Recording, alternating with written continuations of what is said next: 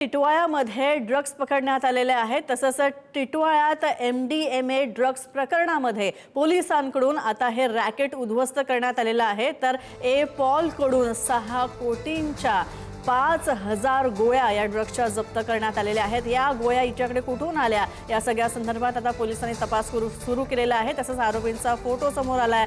मोठं रॅकेट हे ड्रग्जच्या बाबतीत सक्रिय असण्याची शक्यता वर्तवण्यात येते। तर MDMA ड्रग्ज प्रकरण आहे हे। टिटवाळ्यामध्ये हे ड्रग्ज सापडलेले आहेत। तर 6 कोटींच्या या गोळ्या सापडलेल्या आहेत। पुढची बातमी पाहूया। तर नार्को ड्रग्ज प्रकरणानंतर पोलिसांची विशेष मोहीम राबवली जाते आणि वरळी युनिटकडून खारमध्ये 2,17,00,000चं ड्रग्ज जप्त करण्यात येतात।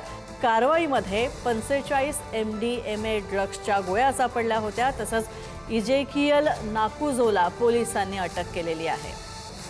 तर नेस्को ड्रग प्रकरणानंतर पोलिसांची विशेष मोहीम राबवण्यात येते मुंबईत तसंच राज्यभर। तर या दोन्ही बातम्यांसंदर्भात अधिक माहिती जाणून घेऊयात। आमचे प्रतिनिधी नंदकिशोर आमच्यासोबत आहेत। नंदकिशोर, एकतर नेस्कोच्या ड्रग प्रकरणानंतर पोलिसांनी ही विशेष मोहीम सुरू केली होती। वरळी युनिटकडून खारमध्ये सुद्धा कारवाई करण्यात आली आणि दुसरी गोष्ट म्हणजे टिटवाळ्यात सुद्धा एका महिलेला अटक करण्यात आलेली आहे। तिच्याकडे सुद्धा गोळ्या सापडलेल्या आहेत। काय अपडेट्स या सगळ्या संदर्भात? टिटवाळ्याचं जे प्रकरण होतं ते घाटकोपरमधून सुरू झालेलं आपल्याला पाहायला मिळत होतं।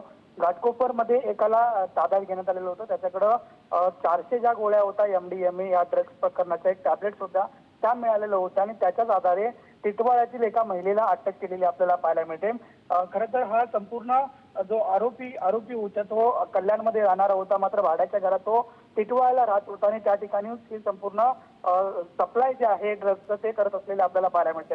हे संपूर्ण जे ड्रग्ज आहे ते अत्यंत महत्वाचं आणि महागडं ड्रग्ज म्हणून ओळखलं जातं। MDMA एक महत्वाची गोळी आहे। ही मोठी किंमत जी आहे की या ड्रग्जची असलेली आपल्याला पाहायला मिळते आणि यानंतर पुन्हा एकदा वरळी युनिटनं मोठी कारवाई जी केलेली आपल्याला पाहायला मिळते। कारमध्ये जवळपास 2,17,00,000चं जे ड्रग्ज आहे ते जप्त केलेले आपल्याला पाहायला मिळते आणि यामध्ये पुन्हा एकदा 25 MDMA ड्रग्जच्या ज्या टॅबलेट्स आहेत त्या मिळालेल्या आपल्याला पाहायला मिळतात। त्यामुळे एकंदरीत नेक्सो ड्रग्ज प्रकरणानंतर संपूर्ण MDMAच्या ज्या ड्रग्जच्या गोळ्या आहेत किंवा टॅबलेट आहेत त्यांचं प्रमाण जे आहे ते मुंबईमध्ये जास्त प्रमाणात दिसून येत असल्यामुळे कुठेतरी ही संपूर्ण लिंक एकच आहे काम अशा पद्धतीची जी संशय आहे तो पोलिसांना येत असल्याचं आपल्याला पाहायला मिळतं। एकंदरीत आतापर्यंत या टिटवाळा प्रकरणात तिघांना जे आहे त्या अटक केलेली आपल्याला पाहायला मिळते आणि त्यांना 23 तारखेपर्यंत जी पोलीस कोठडी आहे ती देण्यात आलेली आपल्याला पाहायला मिळते। त्यामुळे 23 तारखेपर्यंत पोलीस कोठडीनंतर पोलिसांना नेमकी काय माहिती मिळाली ती समोर येईल। मात्र सध्या हे मोठं जे रॅकेट आहे ते पोलिसांनी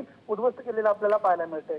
धन्यवाद या अपडेट्सबद्दल नंदकिशोर। तर आपण पाहतोय नेस्को ड्रग्ज प्रकरणानंतर नेस्कोच्या म्युझिक कॉन्सर्टमध्ये जे ड्रग्ज सापडले आणि त्यात 2 तरुणांचा मृत्यू झाला, त्यानंतर आता ड्रग्जच्या विरोधातली मोहीम पोलिसांनी तीव्र केली आहे।